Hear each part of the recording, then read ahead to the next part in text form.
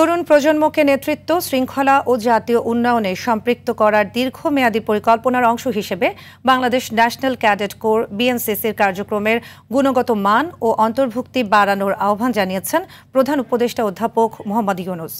রাষ্ট্রীয় অতিথি ভবন যমুনায় বিএনসিসির মাধ্যমে জাতীয় রূপান্তর শীর্ষক উপস্থাপনার পরে প্রধান উপদেষ্টা এ কথা বলেন। উপস্থাপনা পেশ করেন বিএনসিসির মহাপরিচালক ব্রিগেডিয়ার জেনারেল আবু সাইদ আল মাসুদ। সভায় জাতীয় নিরাপত্তা উপদেষ্টা ডক্টর খলিলুর রহমান, অর্থ উপদেষ্টা ডক্টর সালেউদ্দিন আহমেদ, পররাষ্ট্র উপদেষ্টা মোহাম্মদ তৌহিদ হোসেন উপস্থিত ছিলেন। প্রধান উপদেষ্টা বিএনসিসি নেতৃত্বকে ধন্যবাদ জানিয়ে বলেন, সরকার নেতৃত্ব, শৃঙ্খলা ও নাগরিক দায়িত্ববোধের মাধ্যমে তরুণদের উন্নয়নকে জাতীয় রূপান্তরের মূলধারায় একীভূত করতে হবে।